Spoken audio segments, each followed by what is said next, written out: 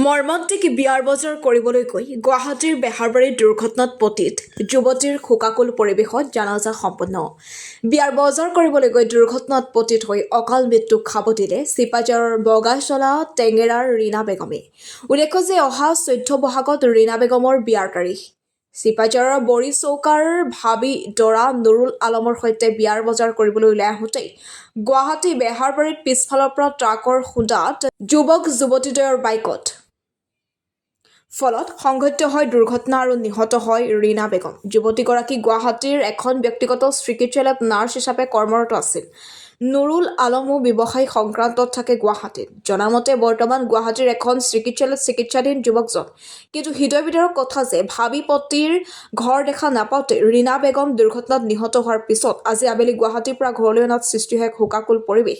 মৃতকৰ জানাজা সন্ধিয়া বহু লোকৰ উপস্থিতিত সম্পূৰ্ণ কৰা হয়। News desk report AN live.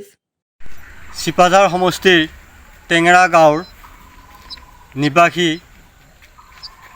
Abul আলীৰ একমাত্ৰ কনিষ্ঠ ছোৱালী মিছ ৰীনা বেগম।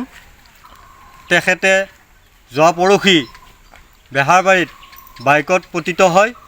জানিব পৰা মতে পিছফালৰ পৰা তাকে মহতিয়াই লৈ যায় আৰু লগতে তেখেতৰ আগন্তুক বিয়াৰ দিন ধাৰ্য কৰা হৈছিলে 14 বহাগ। সেয়েহে তেওঁলোক ভাবি চামি লগত লৈ বজাৰ কৰিবলৈ কোনোবা ঠাইত ওলাই গৈছিলে আৰু তেওঁ এখন বিশেষ ব্যক্তিগত হস্পিটেল গেট হস্পিটেলত কৰ্মসূত্ৰে জীৱিকা অৰ্জন কৰি আছিলে আৰু তেখেত ঘৰখনৰ একমাত্ৰ জীৱিকাৰ উপাৰ্জনকাৰী পথ হিচাপে তেওঁৱে আছিলে। যিহেতু আমি স্থানীয় ৰাইজ আজি সকলোৱে শোকত স্তব্ধ আৰু মৰ্মান্বিত হৈছোঁ। এইকাৰণে অতি গৰীব ঘৰৰ ছোৱালী আছিলে।